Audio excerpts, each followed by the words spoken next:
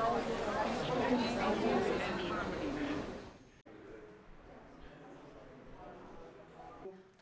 and bills which are coming up in our write the narratives to us and network with each other. And if you have more doubts, emails, if you have more, I think. as the moderator and also as a participant, I'm very excited and looking forward to hear the thoughts of the speakers. So without further ado, because we are running short of time, I think we have started 15 minutes late. I'll take the time to officially welcome again everyone to the session. So we are at the first dialogue session, volume 1, the future is now. The theme under the theme Sustainable Strategies for Lasting Impact, and today the focus is going to be, we will be hearing the voices from the field on building environmental resilience in Nagaland. So to start with, I would like to invite Kirisato Sana. He is born in Nagaland and raised in Australia. So he has done his education at RMIT University, Australia in Advanced Diploma of Business and Marketing, and he has done another education course in Swinburne University of Technology with the Masters of Entrepreneurship and Innovation. So he has a very long list of work experience, more than a decade of work experience. So currently he's the founder of Nagaed, which is like one of the best startups in the entire Northeast, in fact even in India. And he's a part of the Confederation of Indian Industry, CII. He's a member of the Task Force on Policy Advocacy, member National Committee on Skill Development and Livelihood. He's also under the advisory board member, APSOL.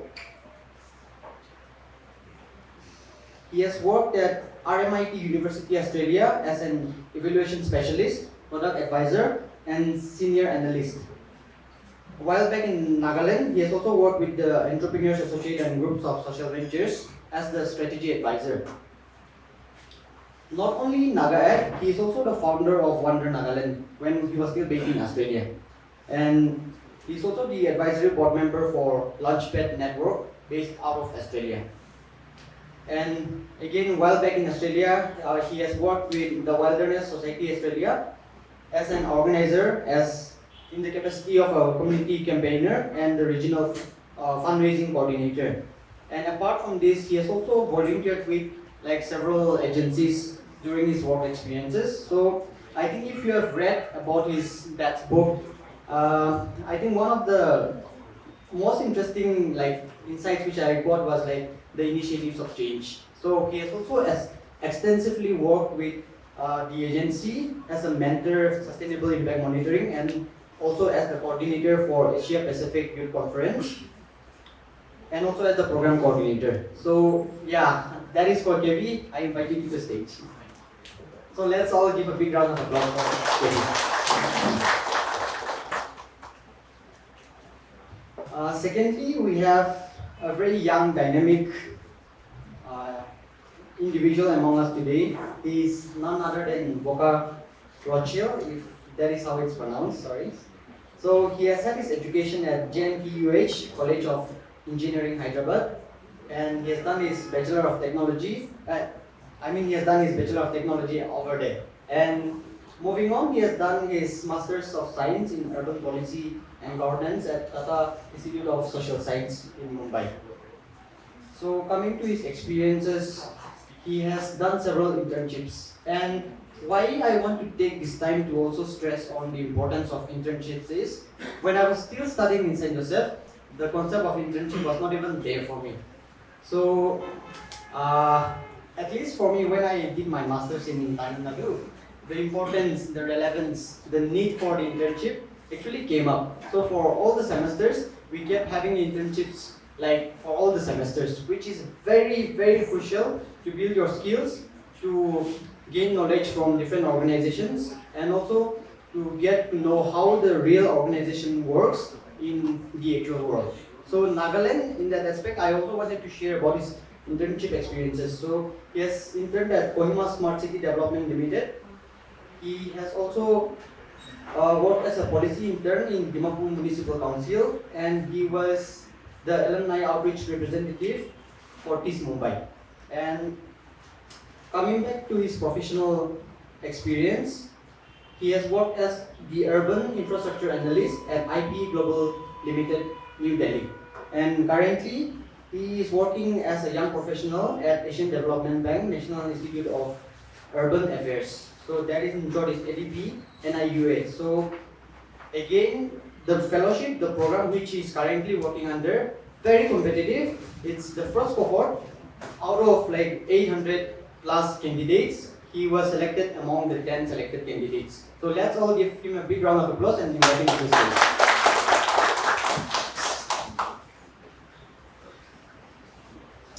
And moving on to the third speaker, we have our very own local global chamber member. He's Teja Thakur. So just for your information, he was the previous curator of Global Hub Shapers for the year 23 to 24. So under his curatorship, under his leadership, the team has also been able to undertake the activities like we have just seen in the outdoor library and also initiate a few conversations, a few sessions on gear conversations.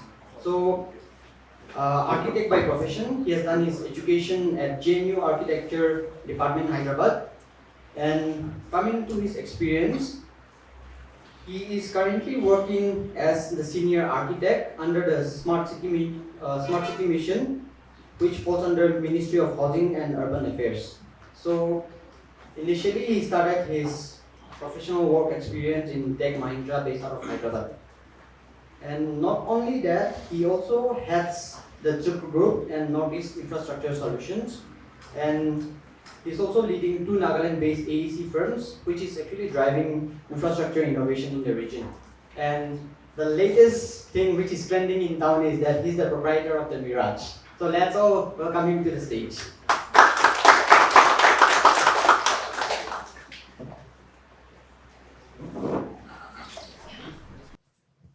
Right. So I was with some friends from Parks Canada, and they had done extensive research on this, right? And when you give children an experience of nature before the age of 8 years old, right? Whether it's in the park, whether it's in the forest, whether it's by a stream, later on in life, when you explain the concept of sustainability and explain the concept of nature, they get it. When somebody doesn't have that experience, they don't get it. And for us, a lot of our policymakers, right, are coming from the cities.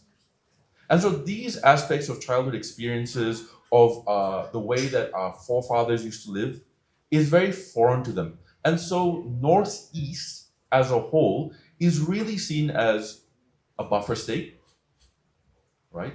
Or as a place for natural resource extraction, right? And this is the value. So we have to explain to our policymakers who have not had that, may not have had those experiences, that nature is important and how does that play out into policy?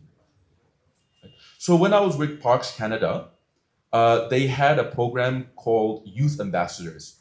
So youth ambassadors used to travel. I met an influencer.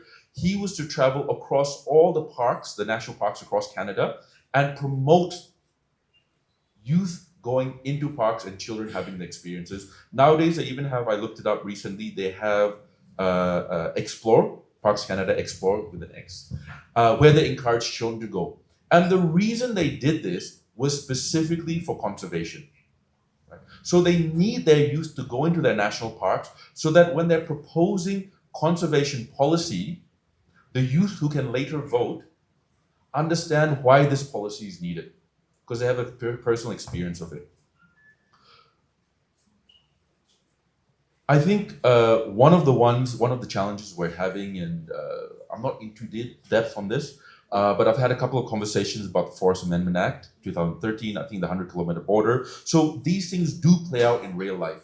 So your connection to nature, your experience to nature, right, affects your worldview and how you perceive these policies and what the value of these policies are. So what's so important. This some other examples that I really wanted to share. So when I was in Delhi yesterday, I was taking some friends from Delhi, and as we were going through the forest, the example that I showed him was like, look at this forest, right? To our villagers, this is a logged forest. So when I speak to my cousin, who's a carpenter, he says this forest has been logged. As in, there's a process called selective logging. As in, they've gone into this forest, hand selected the good pieces of wood, taken it out, turned it into furniture and whatever they need, and the rest of the forest they've left intact. Whereas if you take the same forest to a foreign eye, and it's a very richly biodiverse forest. They're doing some tracking at the moment of wildcats, leopards up in Konomatsuku at the moment. So it's a very biodiverse forest. But for the village people, it's a logged forest, as in we cannot extract any more resources out of it. The rest of the resources in the forest are for the forest, right? And the resource for the human beings, for our villagers, is done. If you show the same forest to somebody from Delhi, from Bangalore, from Pune, forever, or even international, they'll say this forest is not logged, and we can log it much more to extract more resources. Right? So these experiences change the way you view the actual forest itself. So even from our village, these are things and these are practices, these are worldviews that we need to articulate to a wider world about how we derive value. And I just wanted to share some examples that have been done other places around the world. So I grew up in Australia, and right next to Australia, we have New Zealand. Many people get confused. Originally, I thought New Zealand used to be an island of Australia. It's a separate country when I was young, when we first went there. But one of the real great examples that they had there was in the year 2017. They gave a river legal personhood. Right? So the river is called Wangani River, right? And under legislation, it's protected as a person and it has the rights of a person. This was done largely through the advocacy of the Maori tribe, which are the indigenous population there. And they've been advocated for about 140 years because it's a very important river for them. It gives life, right? And it's their spiritual ancestor. So they've been advocated for a long time. In 2017, it got passed through. And the way that it works is that it's a living river, it's a person, it provides and sustains them, and it's their ancestor. And so you have one representative from government and one representative from their tribe who is the legal guardian of that river and looks out for the interests of that river. Other works are like this in the Amazon. So the Amazon tribes are also looking to work the Amazon forest and the Amazon River and give that the status of legal personhood. Right? So the Amazon is the largest living organism on the planet, the mycelium network of the forest, the largest living organism in the planet. So they're trying to do that. Another great example is in Bolivia. They've got the law of Mother Earth that was passed in 2010. So they have a concept called Pachamama, which is they have nature worship, and their mother goddess, the earth is their mother goddess. And so they also have the law of Mother Earth, and Mother Earth has the right to survive. So as tribal and indigenous peoples, we have value to add to shape policies that reflect our worldviews, right? And to find that intrinsic value of nature, because for most of us, even if we say we grew up in a town, you can just look above us and we've got forests. Right? So these are some of the great things that we have that maybe people who grew up in cities don't have. One final example is I worked on a campaign called the Kimberley Campaign. It's in Western Australia. And it's a beautiful region. It's the second largest coastline in the world that's untouched, second to Antarctica. It's a humpback whale nursery. It's the world's largest humpback whale nursery. And it's got dinosaur fossil. It's a large dinosaur fossil area. It's also land to the indigenous tribes and population in Australia called the Aborigines. So one day, in a road called Manari Road, it's a very big road in the middle of nowhere. This is about 300 kilometers from the closest town. It's in the desert and it's in the middle of nowhere. law boss is what they call their chief. Phil was walking down Manari Road and he saw some workers doing some work. So he said, "Who did you ask permission to do this work?" And the worker said, "We asked the government, the state government." He said, "It doesn't matter if you ask the state government. I am the law boss here. I am the chief.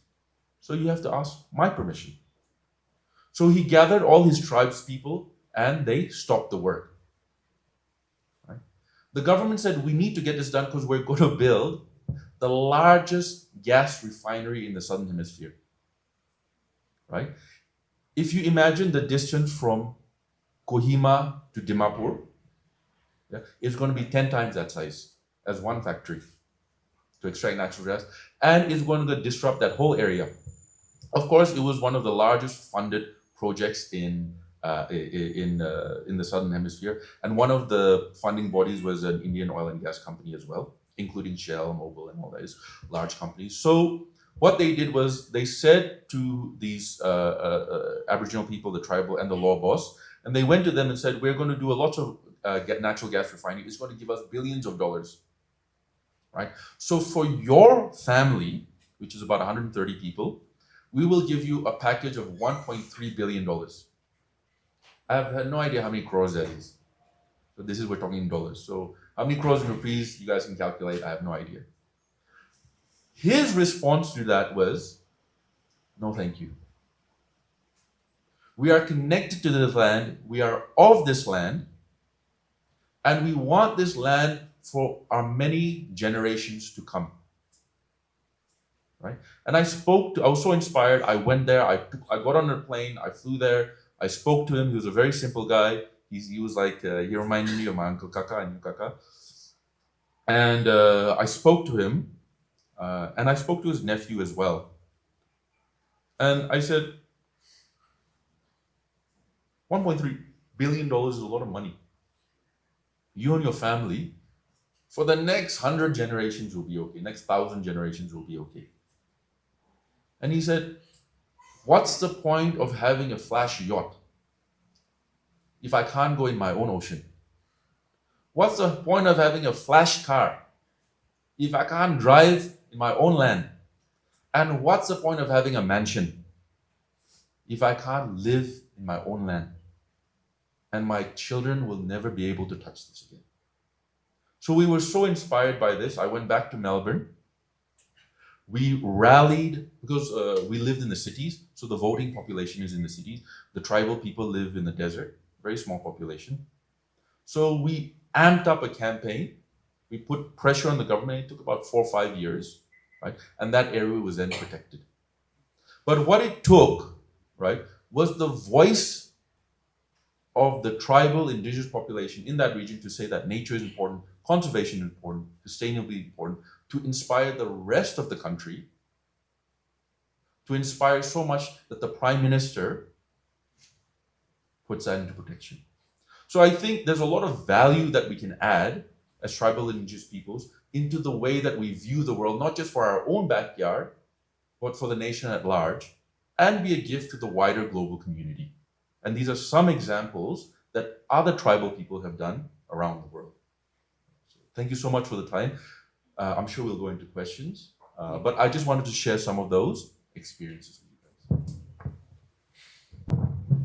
Yeah, thank you, Kevi. I mean, that was mind-blowing experiences and insights, which actually we need to give a lot of thought to it, and also think about how we need to acknowledge indigenous communities, the knowledge, the systems, and how we can also call for a collective action to actually drive policy. So next on, we will head to Boca to share its experiences. Yeah. Hi, good afternoon, everyone. Thank you so much to Global Shapers for this platform. And I mean, this kind of platform, particularly seeing the youth, is so important and pertinent, I believe, because youth really are the change makers of tomorrow. Youth is the future. And particularly when we are all discussing things around sustainability, I think sustainability in itself is not is, I mean, as indigenous communities ourselves, I believe sustainability is not something alien that our forefathers, we have been so used to and intimate to. It's just that now with urbanization, with development, we are at we are at a crossroads. How do we ensure that development is also contingent with we call it linear. Do we go for a linear development, or do we go for a circular way of doing things? I would just like to touch on a couple of 3 or 4 points from my experiences working very closely across the government sector with senior leadership, and also with a couple of CSOs here in Nagaland itself. I would like to touch on, as an urbanist, as an urban practitioner myself, I would really like to touch a little bit on the cities. Firstly, how urbanization is emerging in Nagaland, how we view sustainability in that context also. Secondly, I would like to touch a little bit on the waste management, and it's everywhere, right? We are all seeing that from our cities to our valley in Zuku. I would like to touch a little bit on that. And thirdly, I would like to touch on the human development, human capital aspect of as particularly youth, young human capital. So firstly, I'm a very passionate public transport advocate. You would see me taking the bus, you would see me taking the scooty around here also. And I think I just came taking a scooty. Let's contextualize ourselves here in Kohima. Nagaland has the highest private car ownership per household, in the Northeast, and we are the top 5 or 6 car ownership per household in India. I mean, can you just imagine what that pertains to, right? I mean, it has a lot of factors that we can read on to that, but so traffic now is becoming a very, very, very big issue. So it's not just about, say, when we imagine sustainability, how can we also how do we imagine also sustainable cities? What kind of topography we are in, right? It's hilly. Our right of way is very small. It's quite narrow, and typically in bigger cities, what we see is that you create more parking, right? But I mean, many studies and many case studies have also shown that you create more parking spaces, you have more cars on the road, which in urban transport, what we call induced traffic, right? So in many cases, places like Kohima has shown, can we really imagine public transport, prioritizing more public transport? That also pertains to lower carbon emissions. Vehicular emissions contribute more than 30% of GHGs and all kinds of pollutants. So I mean, when people say, oh, but we cannot do away with our private cars, how can we move around? And we cannot, this question, but I would like to take us all back to the Hornbill Festival, right? Was it not an efficient way of imagining how we move a lot of people from, they had certain very strategic points, and the carrying capacity, how much a vehicle can carry a person also, that also in terms of not just moving people, but also less vehicular emission, then we have lesser congestion and a lot of things around that. So when we imagine sustainability, I just wanted to really touch on the public transport aspect of it and how that pertains to lesser emissions, more mobility, and just all kind of multiplier effects on that. So that's one thing that we particularly want to discuss with the broader audience here. Second, I would like to touch on my work very closely with the government of Nagaland in thinking about waste management across our cities here in Nagaland. For us, one of the key challenges that in waste management that as an urban service, one we noticed was particularly in hill states, right? Our challenges are quite different, just in terms of just imaging collection. Now I'll bring back the transport thing also. We have so many cars parked on the road that even for the waste trucks to pick up the trash, that's also a big challenge, because early in the morning, all the cars are parked on the road. I mean, Kohima, just imagine we just have a small narrow passage right of way. Now, these all issues are very interconnected. So when we think about policy interventions, and when we think about policy, we like to take what we call a whole of systems approach, how each thing is interconnected, and how do we imagine ground evidence-led holistic approach of seeing when we tackle our issues and when we propose policy recommendations. So in Westing, everyone sees it, everyone knows it. We are just not able to do something about it, right? So especially working with the government, one thing is that you need the right intent. You need the right kind of push, not just within the government, but folks outside the government to actually because sometimes I understand that we're all operating in a system where sometimes in government things are usually very slow. But how do we also, at least as a practitioner myself, what I worked on was how do we identify mission-driven bureaucrats? There are certain mission-driven bureaucrats, we call them. So how do you try to build coalitions with them and bring in that this recommendations or solutions that we propose are not rocket science per se. It's just something which we break it down. So one of the things I initiated using the Hornbill Festival as a backdrop was in terms of waste management, just the collection and the transport itself in hill cities, they cost more than 50% of ULB's budget. So Green SAS thing, which I proposed in collaboration with Center for Science and Environment, was that, and I'm very happy to share that the government of Nagaland has taken it up as an official policy recommendation, which is up for deliberation with the Urban Department and the Municipal Affairs. So it was not just about revenue generation. So the whole point was that we generate revenue from tourists coming from outside.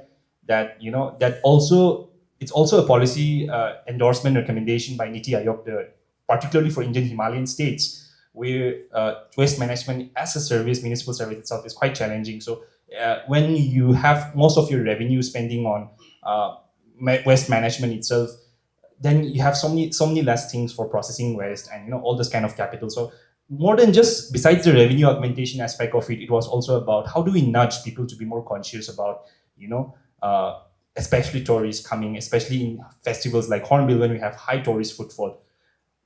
So that was one of the things that we proposed, and that is up for further deliberation. Taking a chat from there, this January, after such a long time and planning, I was able to go finally to the Zuku Valley. It's like since I was young and since high school days, we always plan, and then it always not work out. But as a person working in space myself, I mean, everyone knows what's the situation in Zuku now, right? Like, when you imagine Zuku, when you imagine valleys, like, last thing you want to see is trash. The last thing you imagine is plastic waste littered all over across the trail. It was very hard. It was very disturbing to see waste deep inside the valley, in the rivers, in the base game itself. And it's not like the Southern Angami, the Sayo is not doing anything about it. Like, my guide was a person from Sayo, and we what we call development and what we call when one imagines Nagaland, one of the first top three things that comes to our mind is Zuku, right? But if we cannot also just if we cannot protect our own and cherish our own our natural valleys, our rivers, as indigenous communities ourselves, and I think I'd just like to touch a little bit on the whole concept of Feast of Merit, right?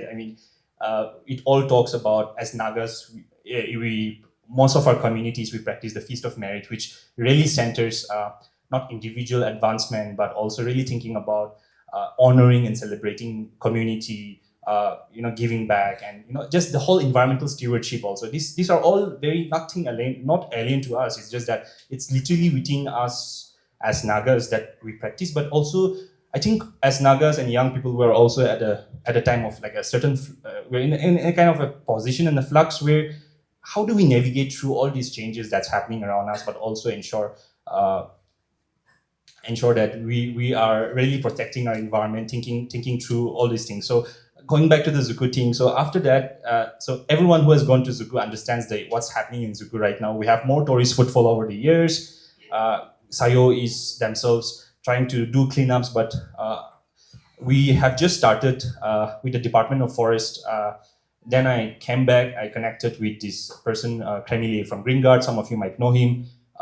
We thought Green Guard would be the capacity building partner. The Department of Forests, Sir Supong, they invited Sayo. Just last 2 weeks back, we had a first preliminary meeting. How do we imagine a holistic strategy for the Zuku Valley? That's not just about a couple of cleanups a year, but really think about a more whole of systems approach, like the Department of Tourism, the Department of Forests, Sayo, leading at the ground. Then Green Guard will give the hand-holding thing, and imagine waste management, at least thinking about 80% or 90% reduction in the waste and management, as well as most of these polluting things that we see. I'll just go a little bit on the policy aspect also. So in Indian policy framework, when we think about plastic waste management, there's this whole thing called extended producer responsibility. So that says that the onus of management of waste should not just be the end users, which is all of us here, but also the producers themselves, the producer responsibility organizations, which are all these big corporations, which are all these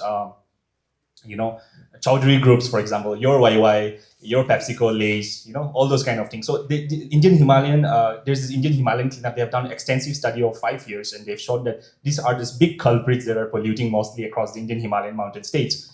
And we were thinking that Sayo, and we had this consultation, they were saying, yes, we really want to do something about it, but how can we start? Where do we start? And I'm just very happy to share that, these things are all not rocket science. And something, as a person working in policy, one of the key challenges that I noticed in my work also is that one would have, very good practices, best practices done, and very at the get-go. But how do you ensure that these things are enduring, right? How do you ensure that these things are lasting and not just like a couple of months or a couple of years? For all these things to happen, you need strong systems in place, and that's one thing we are trying to do with the Zuku thing, also to establish a strong system that, say, example, if tomorrow Sayo leadership changes, still those kind of management could be done. So that is the second thing. And third thing, last I just want to touch on is I really believe Global Shapers Hub like this it's a fantastic opportunity for really bringing young youth voices. And just imagining Nagaland Naga youth, our as per so many statistics, we show that Nagaland is still a very young population, and most of our demography is mostly young. But I won't go into the much broader aspects of this, the social, the education parameter. That's another whole thing altogether. But I believe Naga youths we are so naturally gifted. Generally, we are just very naturally gifted. We have such amazing things which people trade and think, like soft skills, and we are very, very easy to pick things up.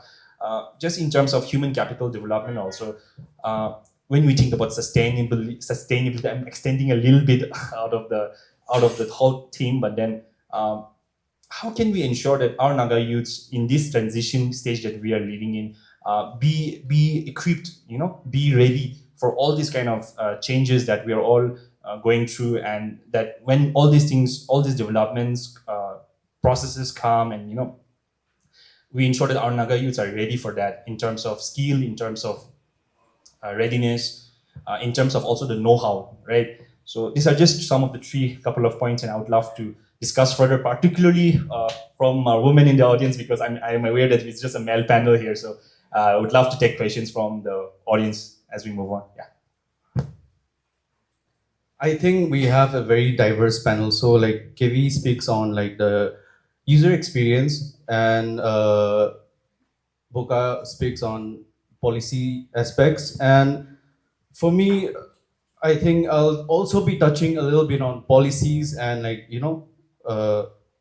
what we it's more to do with user experience as well, but which is directly affecting us. So going back, when I was working with Tech Mahindra as a project management consultant, so for other cities, for them it's very important that like when you construct a building, they have certain bylaws that you need to follow, right? Out here we don't normally do that, but and there is one more point which for your buildings to get approved with the municipal. So it's called IGBC.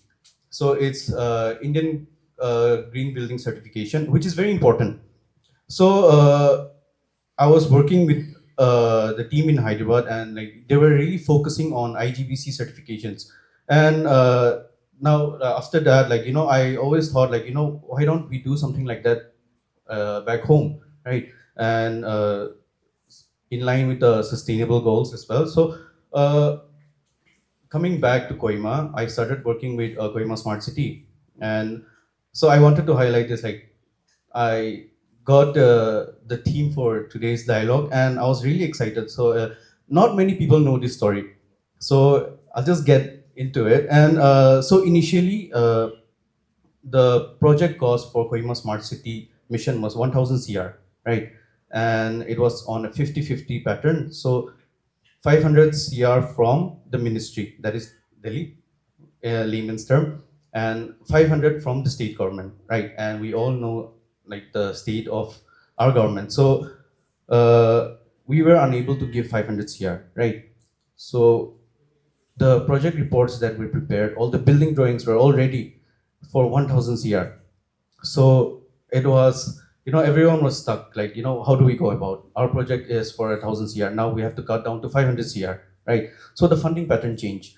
And at that point, I think it was my second year with Smart City. I was a junior architect back then. And I got the opportunity to pitch this idea to the SPV chairman. And why don't we redo all the building drawings? So they were like not willing to do that. Like, that's a lot of work, and it'll take at least 2 years to do that. But somehow, like, I convinced like senior engineers there, and we really worked on all the buildings, all the project reports that we have currently. So right now, all the buildings under Smart City is under validation for IGBC certification, Indian Green Building. And we got the opportunity to rework all our buildings, as in like how we consume energy. For example, we change all the materials. Instead of going for the traditional materials that we use, brick and mortar, we incorporated steel. And rather than the roofing, traditional roofing, we opted for a PVC material, which you see in the current local ground, right? So, and then how we use water. So it's very common for us to, harvest rainwater. So we incorporated all those into our designs as well. And now I would say, like, we, compared to all the traditional buildings, I think all the smart city buildings that are up right now, we consume, like, its energy consumptions is down by at least 30 to 35%. That is as per, like, the studies by the committees from IGBC. That is one. And the other thing that I wanted to highlight was, most people think, like, smart city only deals with public infrastructures, right? But there are so many things that the media and, the common public doesn't know about. The thing that I wanted to highlight is smart city is working a lot in the policy aspects as well, right? So Boka spoke about waste management policies as well. And so there are certain very interesting policies that Kohima Smart City is working. So we are working with think tanks and or NGOs who are leading all this. So one is Van Leer Foundation. Van Leer Foundation is like focusing on safe, healthy streets, safe parks for children. So that is one. ITDB is also one think tank, and NIUA. I think Boca is with NIUA. So we are working with all those organizations to frame policies. So one policy that is already on the, verge of being published is healthy streets. So we have conducted uh, projects. One is near the PHQ junction. That is one. That is the other one is High School Junction as well. And the third one, we wanted to do a project where children are involved. So we thought, why not we go to the LFS School Junction? I think everyone is familiar with that area. So what we did was we narrowed down the pedestrian areas. We drew lines and kept barriers, as well as, like, when a vehicle is approaching, they have to, they're aware that, okay, there are lines, so naturally we slow down. So like those were like some detailed small inputs that we did. And then, like, traffic calming activities where children can cross safely. So those were some things that we did. And the other thing that we're focusing right now is sensitization as well. And coming to our working with Bandlier Foundation, we are trying to develop children parks in all the 19 wards in Kohima, since we don't have like much outdoor spaces for children to play besides like couple of areas that we have. So our mission is to like create pocket parks in all the wards. So we have completed 6, and I think uh, in 2 areas that we have created, Global Shaper is partnering with Kohima Smart City as well. Uh, that is our library project. One is completed in Naga Hospital. So even for Naga Hospital, like besides being in a hospital, they didn't have a space for children to play, and just be themselves, feel safe. So we took an area inside the children's ward, and we created a park, a very small park where Global Shapers was also a part of it, where we kept the open library. And the other one, which is coming up, is in the Battle Tank area, Rajbhavan. So there was basically a dumping area for Kohima. So now, if you go and see that we have transformed that park area, it's a very clean space now. We have the digital library there, and Global Shapers is also, planning to put up our library there for the public to access. Yeah, those were some things that I wanted to highlight, and looking forward to the questions coming. So while listening to all the 3 speakers, yeah, I had some questions in mind. So again, coming back to Kevi for the first question, since you also have a very, very a different experience in terms of what we have experienced in Nagaland and about your experience of growing up and then moving abroad for like studies, work experiences. So that must have had a huge shift in your upbringing. So what I also want to uh, emphasize here for the question to you is because you also mentioned a lot of indigenous actions and the community efforts to drive policy change. This is my personal observation, but I feel that the transition in Nagaland has happened so fast. So before the arrival of Christianity, it was like animism across Nagaland. So the concept Naga itself is very vague, and I've also listened to your father like sharing about his experiences, very accurately mentioned, and I firmly believe that you also take a lot of your learnings and experiences from your dad's journeys.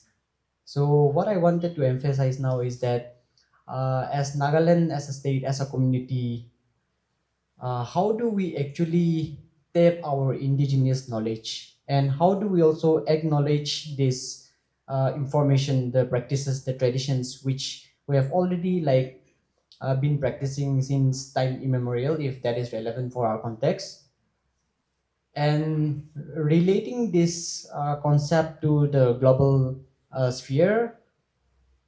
They are like way ahead of us, even when we compare the terms indigenous communities for Nagaland and for like other countries from other parts of the nation. So my question will be, how do we acknowledge and how do we promote our indigenous knowledge and cultural systems, and not only to also educate the younger generations but also to make the generations which are ahead of us to understand this importance, that this is what we have been doing and we actually need to put more focus on what we have been doing sustainably or doing it right. But with new concepts we tend to like get carried away by new ideas, new thought processes, and very very much we are largely influenced by American and British missionaries. So yeah, that question is over to you now. American and British missionaries and K-drama and K-pop. So I think a lot to unpack there. One thing that we acknowledge is that our community is going through 4 industrial revolutions in one generation. Meaning that, like I said, my father and his family was enemies until the end. So only on at my grandfather's deathbed in 1988 that he converted to Christianity. And my grandfather and my grandmother converted because in the afterlife they wanted to see their children, and they could see that children were converting because of education and the growth of Christianity here. So we acknowledge that we're going through an immense period of change, more condensed than most other places. right? So we're talking about one generation within the past 35 years, right? We went from, from the past almost 40 years, we went from celebrating Sekrini in a very different way, praying to Chikeo, right? In our own family, right? To becoming educated, to seeing the first computer, right? And now working with AI, right? So that's only happened in one generation, right? So I think we need to acknowledge that amount of turmoil that's happening. I think one other thing is that apart from that, one of the gaps that we don't enter into the past is because of the trauma that we've gone through, right? So when I was young, I was speaking to some of my colleagues, and we were talking about how the gunfire used to play and used to look like fireworks. And one time we used to live in high school, so we were coming into Rasa Point to visit my auntie. And we couldn't because the army stopped us, there was gunfire, the car got bashed in, we had to turn around and go back, right?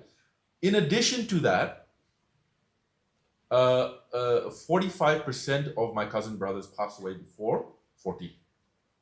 Most before 35, right? Of the previous generation, statistics are quite similar. Right? So we have to acknowledge that there is a barrier for us because it's painful to go into the past. Right? When we're able to acknowledge that pain, when we're able to work through that pain and trauma, then we can push past that barrier and go and get in touch with our forefathers. So if we're talking about how do we get in touch with the indigenous side, how do we get in touch with what we know to be tribal, we have to acknowledge and push through the generations. Right? It's very hard to think about my cousin brother's generation because of what occurred. Right? It's very hard to think about my father's generation. The village was burnt down twice. They lived in the jungle, right? During those times. So it's hard to go back because we have to unpack these stories within the family context. We all know our parents don't want to talk about it. So we have to unpack those things and move through that pain for us to get in touch with our forefathers. So I think that's one of the things as an individual we can do, right? How do we begin that process of healing, right? And the great thing that is that it's not unique to us. Tribal and indigenous communities all around the world have experienced extreme trauma. For the Australians, Aboriginals, and the Native Americans, they were put in reservations that were taken off their own land. Then they were separated at birth, and the colonialists tried to breed them out. Right? So if you take an indigenous person, you put them inside a white home, then they marry, and then the bloodline will get wiped out. Right? So that's what they had to go through. For us, we're extremely lucky that although we're a minority in the larger context, we're a majority in our own land, which is extremely rare for any other indigenous community in the world. So that's a great asset that we have, right? So we can capitalize on this thing, that we have access, right? A lot of tribal and indigenous communities don't have access to those things. Our access is not blocked by physical means, as in we weren't removed from our land and put into reservations, we weren't moved into the city, right? We weren't having, like, I have a Scottish friend, for 400 years, they couldn't speak their own language. They had to speak English. You couldn't speak Gaelic, right? So we don't have the same barriers that other communities have around the world, right? But we do have this particular barrier that's painful for an individual to go through, right? And I think once we're able to heal and push past that, we have great access. Right? So our lands are there. Many of our previous generations are there that we can speak to have those learnings. What was the second part of your question? So basically, I wanted to understand how do we also promote these things? Yeah, so once we push past this barrier, we have to download the knowledge, contextualize it, right? Where our previous generations are unable to do that because the mindset is still in the first industrial revolution. We're still at an agricultural mindset. So that worldview, it's very challenging to bridge. For us who've gone through the multiple industrial revolutions, who sit here now in the world of like Internet of Things, AI, cyber physical world being merged, our role is to be able to make those links and then to be able to articulate that. Right? So the great thing about policy, right, and the great thing about having our contributions made, it's about the frequency and the depth of conversation occurring. Right. So when you're trying to get a policy passed, right, the way that it sits, it might sit as a bill before it turns into an act. The what we call political will, right, is about the level of conversation and the depth of those conversations occurring. Right. We had a very nice example only a few weeks ago, right, where there are 147 lecturers and professors who were regularized, and then of course they were done through, said to be done through backdoor appointments, and all that thing occurred, right? So one is the particular issue and challenge that we were able to do that at hand was being articulated. So everybody was very clear what had happened, what had gone wrong, and how to fix it. Right? The narrative was very clear. So the NQFC can did a great job.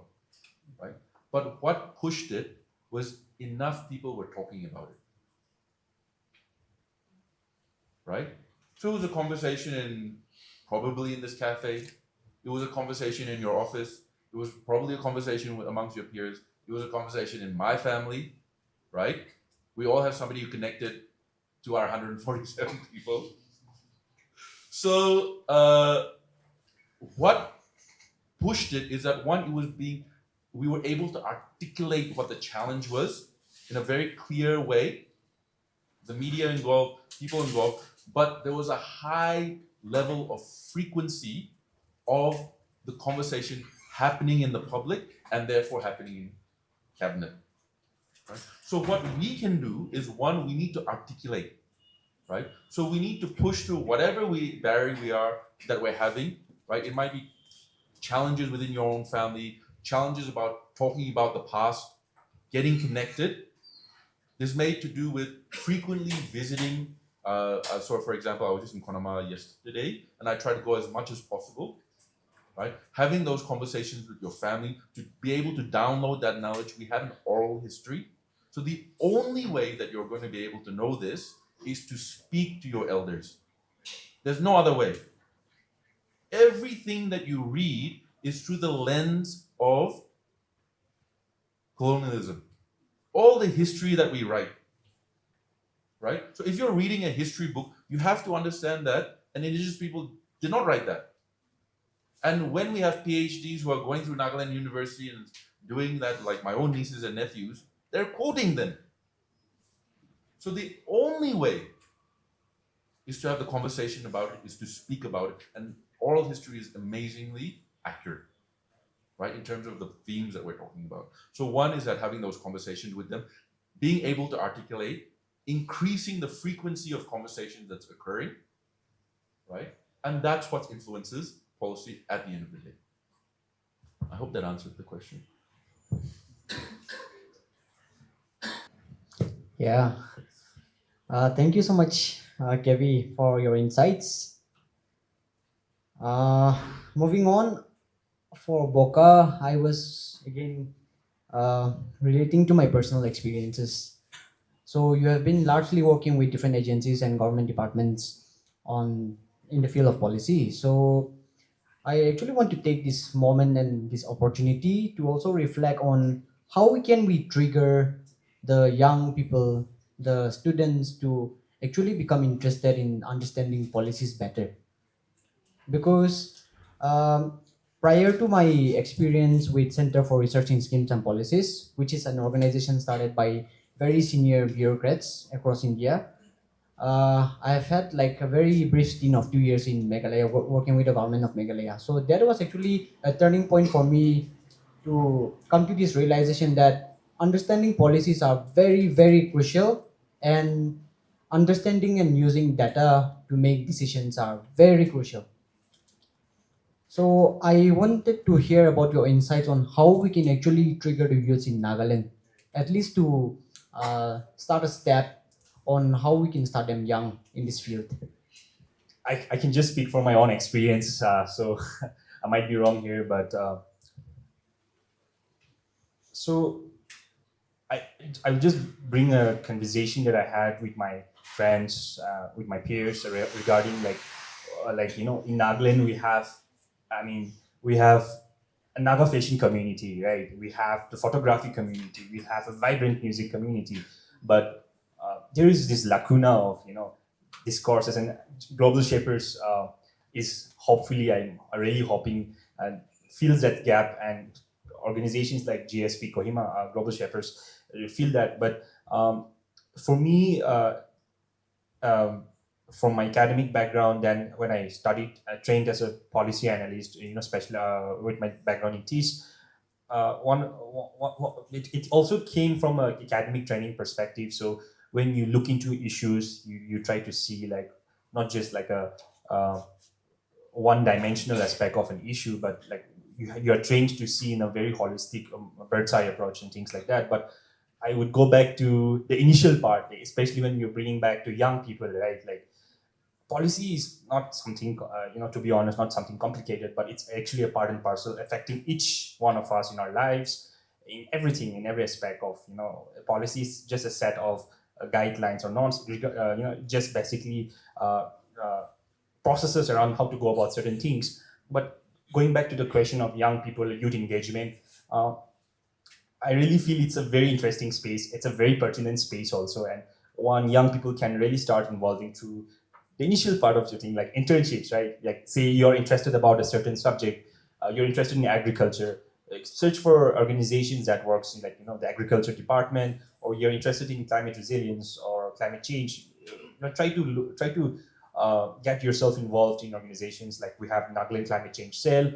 I mean, I believe the internship ecosystem in Nagaland, kudos to NagaAt, you guys are doing fantastic job in that space. But even within the government system, it's, to be honest, not really, still we're still yet to learn in terms of how do we even actually, take the raw talent, the vibrant, the young energy talent of the young folks studying in amazing institutes across the country, outside, and use it for the state also. So it's like a co-learning thing. So internships sometimes, I mean, in conversations say, oh, it's just an internship, but no, I mean, like, it has a co-benefit in terms of what the intern and the organization giving this internship. So one approach would be starting with internships. And one of the 2 or 3 years back, I was part of this very small initiative started by Michelle Hasso and Benjamin, and it was called Project Enable. It was more like it was also that one. I don't know Michelle, I don't know Benjamin, but I saw it. I saw their video about why it sadly has taken a pause for a while. But we need more platforms and communities like that. So I organically was very interested as a person, like with what they're doing. How do we contextualize the SDGs in Nagaland's context, right? Like how do we think about the SDGs? How do we bring practitioners and people both inside the government and outside the government, and really think about the SDGs in general, which are the 17 goals across all thematic areas, and how do we really imagine SDGs for Nagaland?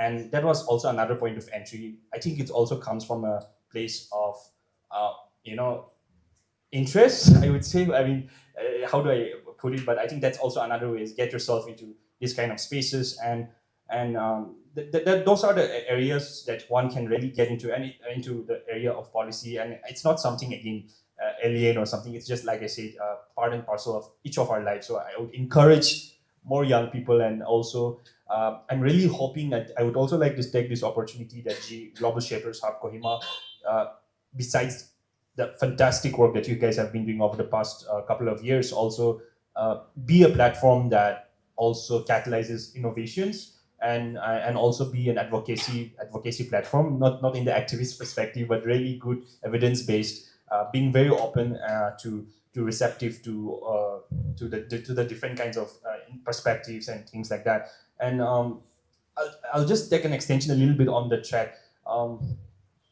Again, I'll go back to my experiences. Um, just one story. So just last month, I went to Tuengsang on a field visit for one of the Niti Aayog projects, where we were doing central sponsored scheme assessment of the different. It was different thematic areas, a short-term consulting project, but we were looking into how flagship schemes like the Samagra Shiksha, what was the other flagship schemes? I forgot. Since a couple of three flagship schemes, which were the government of India's flagship education departments, how effective is it on the ground, right? So Tuengsang, I was in Tuengsang. It was my first time. I have to admit, though my mom is also from Kifri. But that even in terms of development, when we think about Nagaland in general, sometimes, at least for me, I've been guilty of that in the past. We assess how much Nagaland is in terms of development. Sometimes our view is a little myopic, I would say. Like we only amount, like say, what is Dimapur? How is Dimapur? How is Kohima? How is Chumu? Right? What about the eastern part of the, I would say, what are the development indicators in those things in those perspectives also? But there, I on my way back, I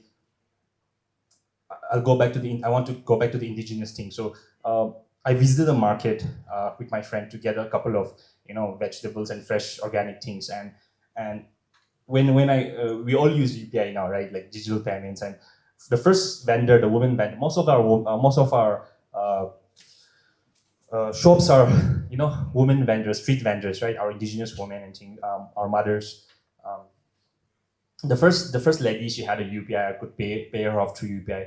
The second lady, the second mom, the mother, she did not have a UPI, right? And and then the way she said it was like very like oh, I I don't have UPI, how and it was very like a place. It came from a place of such like I'm very scared, and I asked him why it's very easy process. Why don't you let your kids do it? Or like it's a very simple process. And but I think it also pertains to say example things like when we think about again indigenous food systems also. It's all led by our women, but with by our indigenous women, and what we see in the markets here also, even with climate change, even our food systems, even the way we eat, even the produce, and how people call this term of climate migrants within the own state, within interstate, especially in who is being affected. Yeah, this kind of questions also I'm coming to it. But also say when we do interventions like financial inclusion for street vendors, like these are really lived experiences of many of our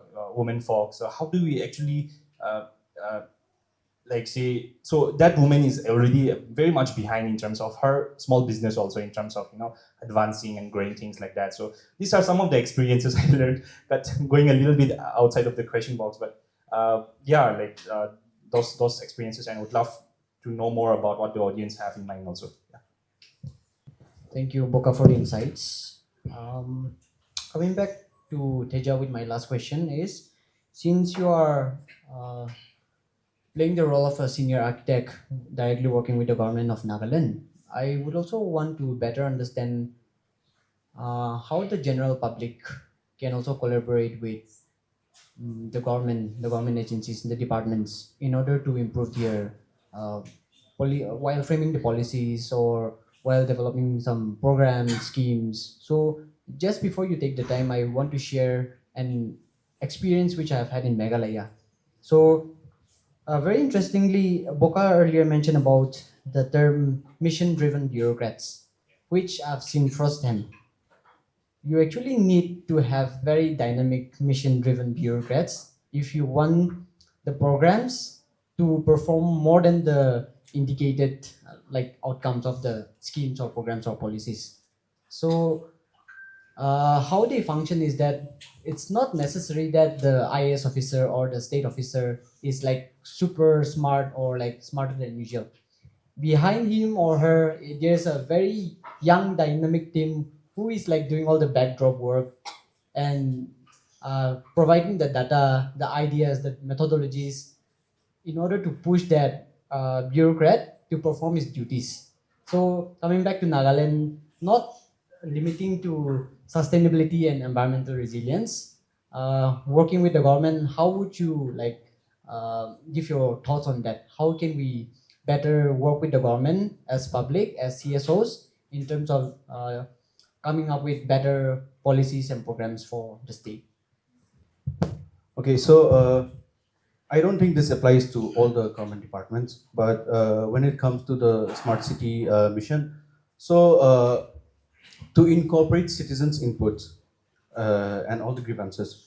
So every month we have what Smart City does is we have an advisory forum where multiple stakeholders are there, right? So from civil society to business organizations. Right? So like we have multiple individuals as a part of the stakeholders group. So before we roll out any projects, uh, we do a presentation where we take citizens' inputs and more importantly, we take the inputs of the users who are directly going to be affected. Say, for example, we are doing a community building in this colony, PR Hill. So we take the panchayats as well, and we take a couple of the youth leaders here. So what we do is we take inputs, and if it's feasible, we incorporate them, and if it's not feasible, we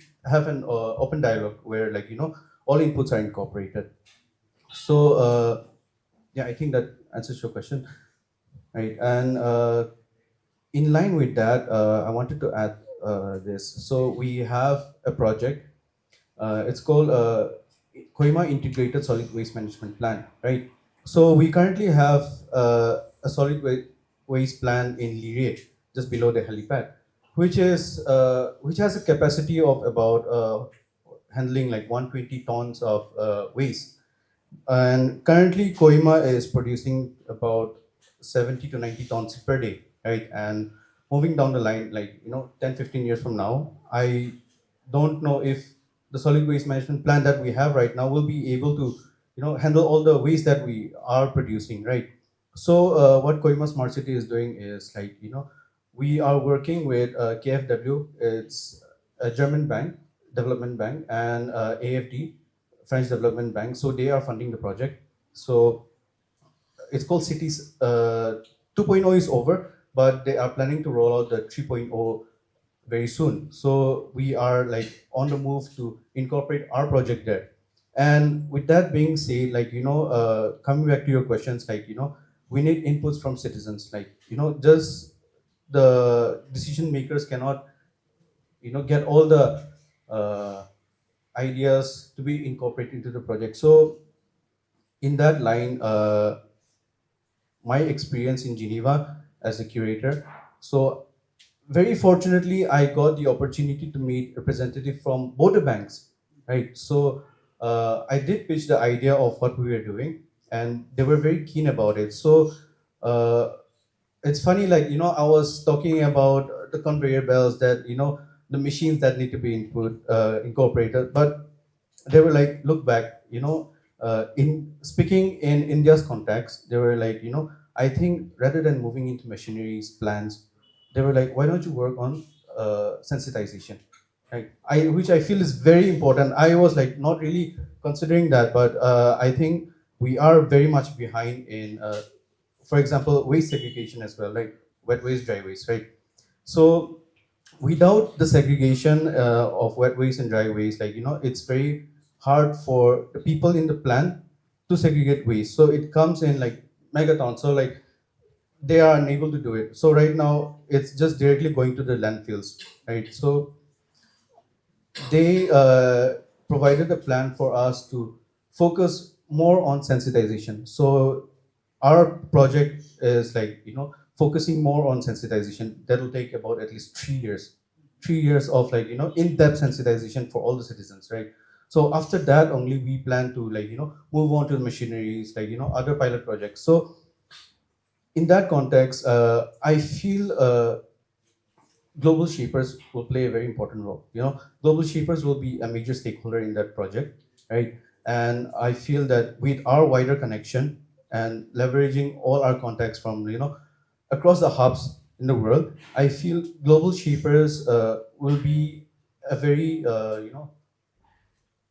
important player in the team, like giving inputs and for the upcoming project on waste. Yeah, so I feel that you know all the young people here, like if your vision aligns with global shapers, what you want to do with us, so apply for joining us, like come be a part of the change that we are leading. Thank you, Teja. I think I want to give Teja some more time because for a lot of participants today who are here with us, I believe this might be one of the first time you have been hearing about Global Shapers Kohima Hub. So, as the curator of Global Shapers Hub Kohima for the last year, I think this is actually an apt time to also share about his experiences and also very briefly share about what Global Shapers is about. Because as you have mentioned, you had the opportunity to go to Geneva as part of the World Economic Forum. And what are your takeaways being part of Global Shapers, and what can the students and then the youths, our younger ones, look forward if they come or are interested to be a part of it? Okay, so Global Shapers, we are like a community of very young individuals from diverse fields. Okay, and there are multiple hubs across the world where we get to connect, interact, and share ideas. And uh, okay, I won't dive into the details of like what toppling is, but it's a group of young individuals, right, where we get to connect and work on problems across the world, share ideas.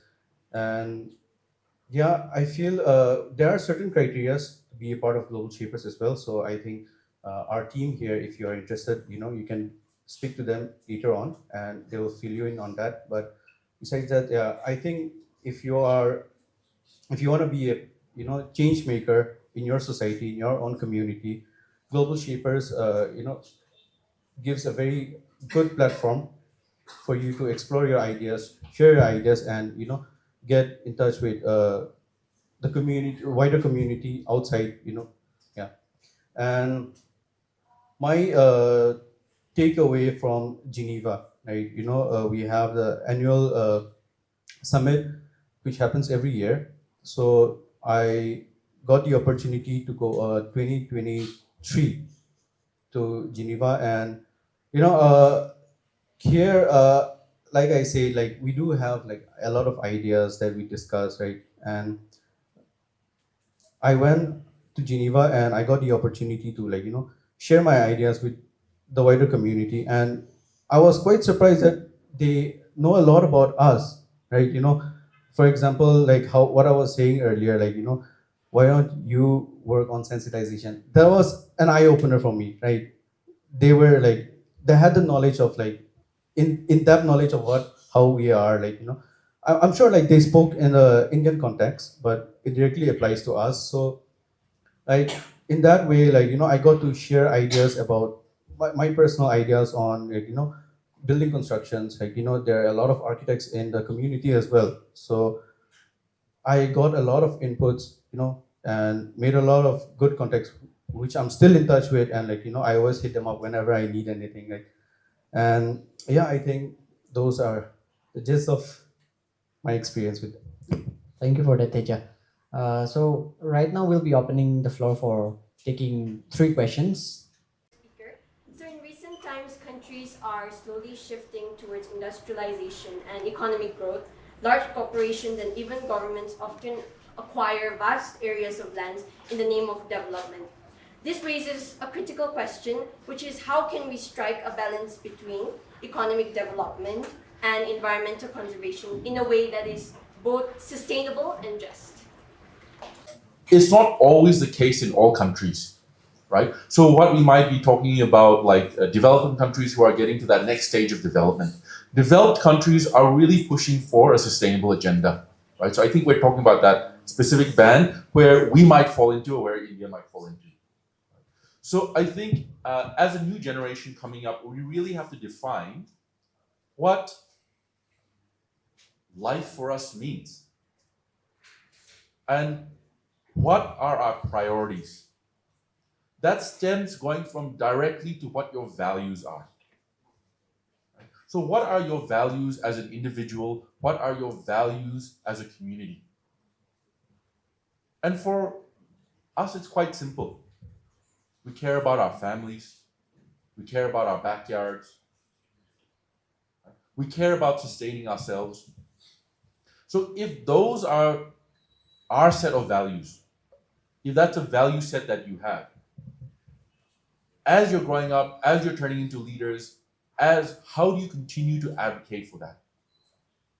Right? So I think it's really going about back to a values base. What do you value? Right? And therefore, how? So when we're talking about large industrial projects like the gas plant I was talking about, or wherever it might else be, at the end of the day, people are making those decisions. Right? Why are they making those decisions? What's driving that decision making? So that comes back to what are their values? What are they valuing? So here, what's great about a newer generation is that we're not as obsessed with materialism as the previous generation. So if you're talking about the 80s, 90s, maybe up to the 2000s, the materialism is not as rampant. I think there's some level of understanding that you don't need that much in your life. So those values need to manifest, right, into policy. It needs to manifest in what we do when we're in positions of influence, when we're making decisions as an individual, as a company, as an intern in a company, as a leader of a company, as a director of a department. How do you go back to your values, and how do you then push the agenda moving forward? So I think those are some of the very important things. Yesterday I had a friend come from Delhi. He works with a lot of very large corporations. He has a relatively successful business. It's called HA, they're a compliance firm. And we went to Jilake, we moved around, we saw the forest, we went to Konoma, we went to the fields, we had lunch, we had everything, and we were sitting there and we were looking across in one of those tea stalls. We were looking across at the village, and he said to me, real luxury is not expensive. So coming from a city where you can't even see the sky, right? When you fly into Delhi, right? You can't even see the sky. What do you value? What is luxury for you? Right? And when we were sitting there, luxury for us was able to sit, have a meaningful conversation, bond as two human beings, breathe the freshest air we could breathe that he will never get in his entire life living in Delhi, in Gurgaon, right? And look at the majesty of a forest over 40,000 years old. Right? No amount of money in the world will give you that. So he's saying, we're staying in 5-star hotels, traveling around, we're talking about our trips across the world. What is real luxury, right? And what does it cost you? So I think when we're talking about large industrial projects, what is the reason for that, right? Is it to feed our consumerism, right? Is it to feed our bellies? Not so much food wastage that occurs, right? What does the energy go to? Right? Does it go to where of things that we value, or is it going elsewhere? So I think it really starts with us as individuals, whether we're interns, whether we're the director of a company, whether we're a bureaucrat, whether we're an MLA, whether we're an MP, whatever position, you go back to what do you value? Because in our own lives, in our own circles, we have a circle of influence. Right? And it's about practicing all the way through. And when we speak to people who are doing large-scale industrial projects, and I've spoken to them, right?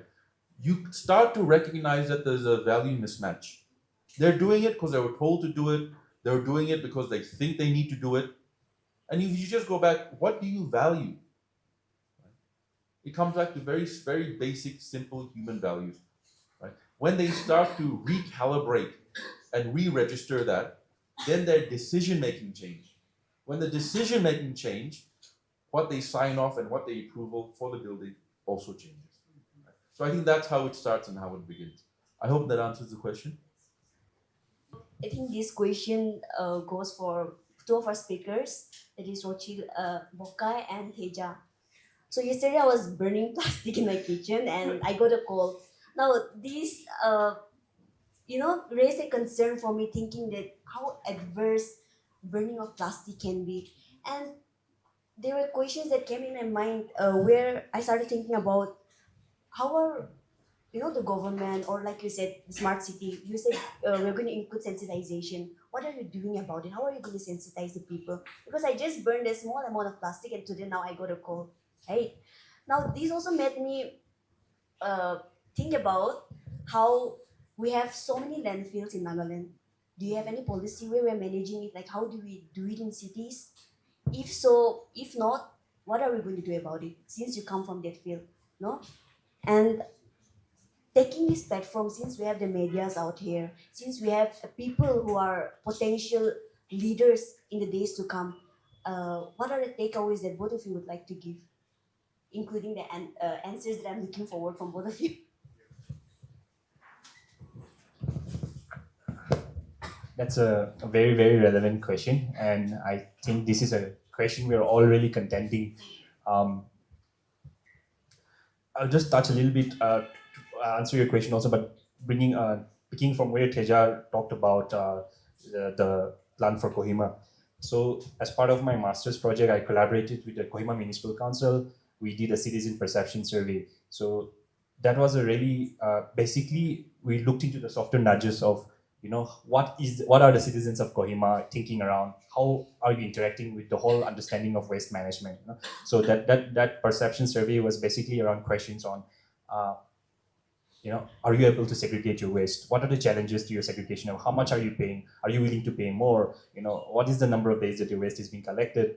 Do you think if the number of days is increased, you will be able to segregate your waste more? Because we all talk about all these infrastructure, hard infrastructure, but again, I think at the end of the day, it all really comes down to very simple thing like segregation, right? But why are we not able to do this? Because so many policies can come, but because it starts from when you think about waste management. Also, it has like the whole value chain starts from from the production, consumption, then the post consumption.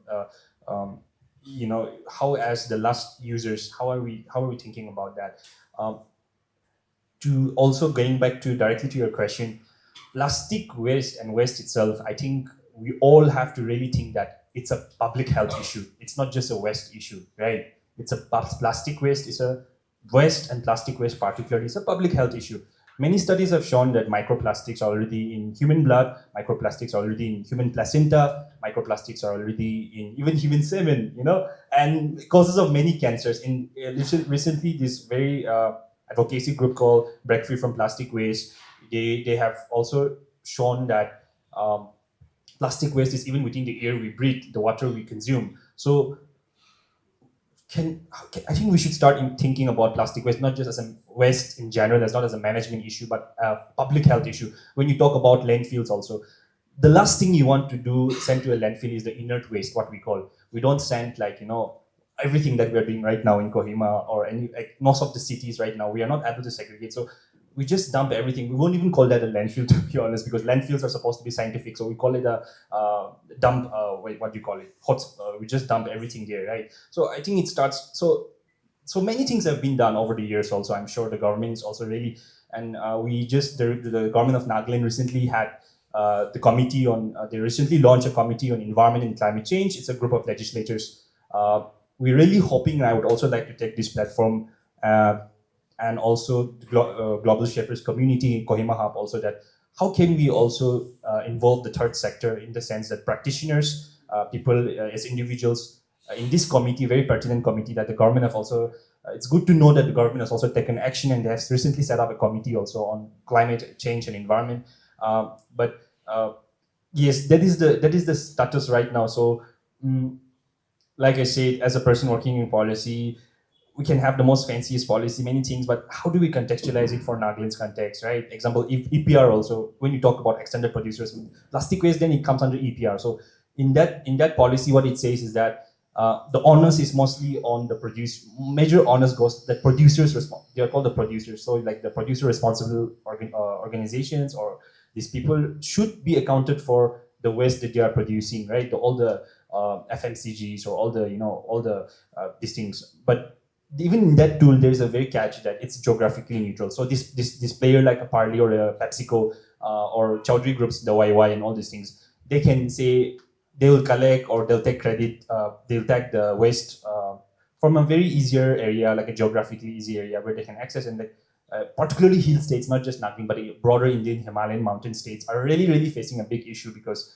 they're not getting any kind of those support, right? Now it's the onus is all on us also, but then for me, I would also like to really see it on a macro level, right? Like, what are the systems in place that really can move citizens and towards a more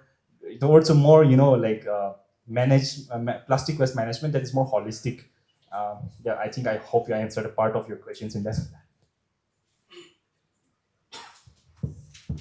So I feel you should be penalized for what you did in the morning.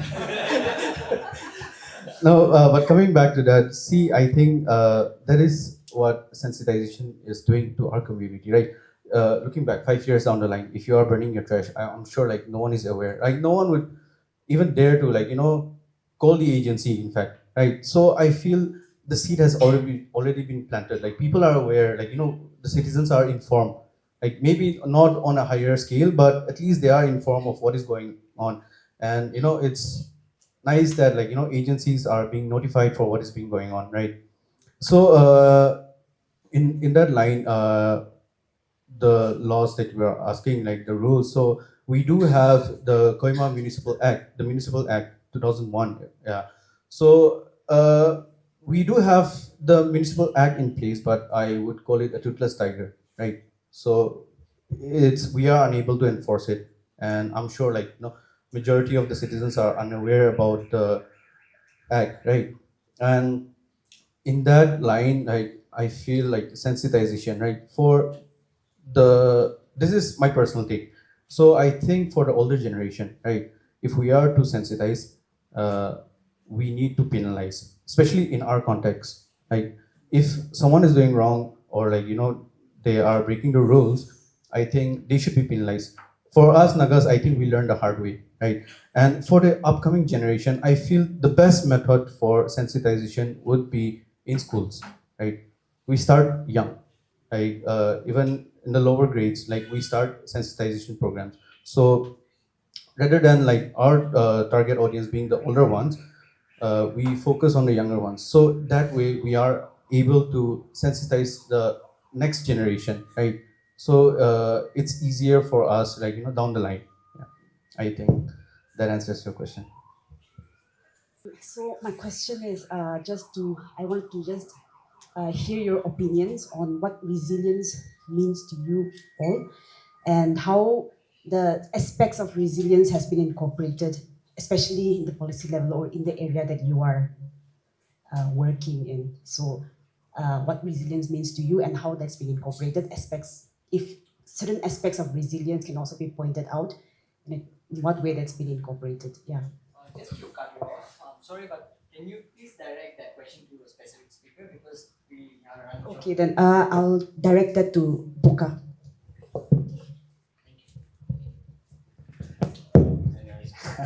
Very, very, very nice question. I mean, it's it's something we use every day, right? Resilience. In my understanding of what resilience would be is, how do you bounce off, or how do you stay the long term or long goal in terms of whatever. If you're talking personally, personal challenges, or if you're talking about systems in place, how resilient systems are, in the sense, if any exigencies occur, is there systems in place that can take into account those exigencies and bounce back and move forward in those kind of things. What was the second part of the question?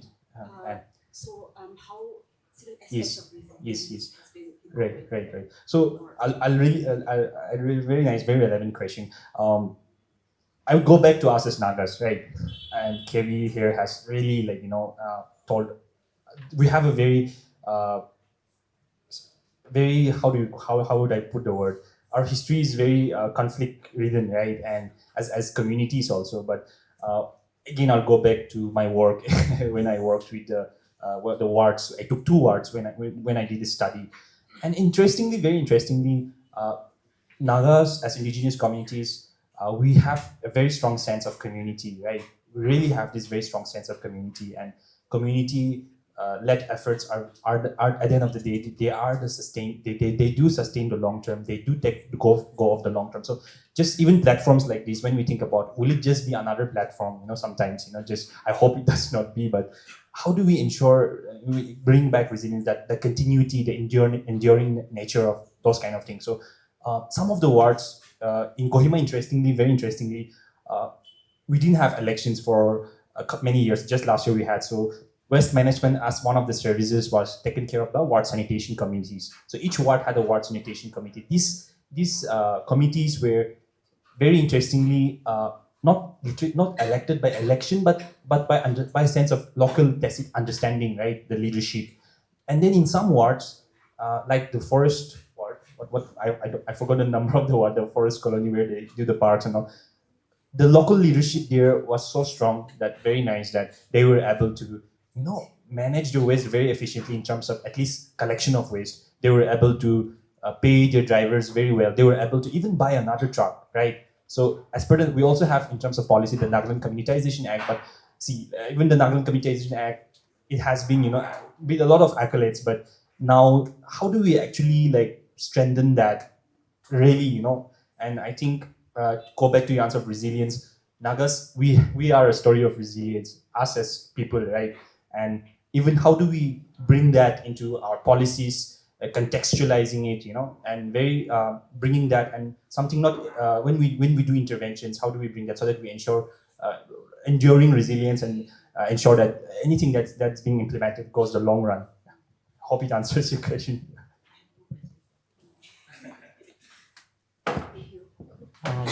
Just a message from the organizers, because we are getting very clear insights from the speakers.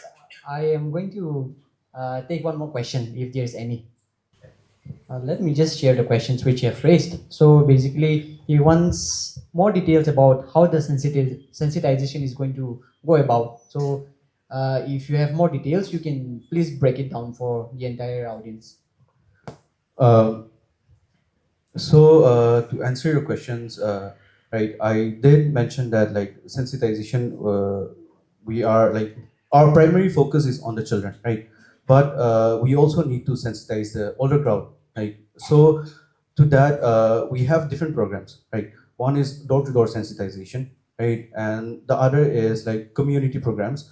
So we will entrust the local panchayats, so they will be taking leads on that, and we will be training people from all the wards, right? Volunteers from all the wards where they will be going and sensitizing and carrying out our programs, like so that we have a wider reach, right? I think that answers your question, right? Under the sensitization, the entire idea, do you have like more actions which is to be like taken up by the Kohima Smart City, apart from reaching out to the kids, to the elders, or working through the communities? Do you have like more plans? Okay, so I wouldn't call this a sensitization method, but the other one is see, if we do something and money is coming back, everyone is interested, right? So I think this would touch a little bit on the circular economy, right? So when we dispose our waste, not the organic waste, the plastic waste, right? So we already have facilities to uh, process our waste, and right now Koima can, right, the facility that we have can make recycled plastic waste, right? So it can be made into pellets, where those pellets can be reused again for other uh, products, plastic products, right? So in that way, it's giving back to the community as well, right? The money will be generated through waste. So we don't have any takers, public takers from our community, but there are people from outside who are interested on managing our facilities, right? So the work are still ongoing.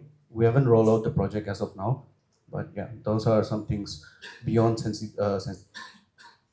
Thank you for that.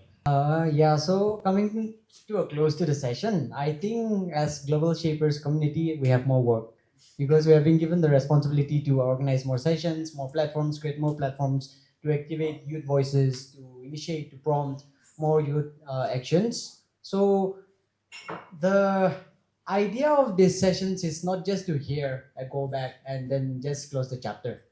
These sessions are curated to actually give you inspire each individual to come up with more ideas, to make connections, to network, and to also connect freely like with whomever is like out here in today's hall. And I'm very sure that our speakers Kevi, Boka, and Teja, they'll be very happy to connect with any one of you. So the easiest way to do it is to go up on LinkedIn, connect with them, follow their work, study their work, and if you have any questions with regard to today's topic or their personal field of expertise, then you can always catch up with them on that.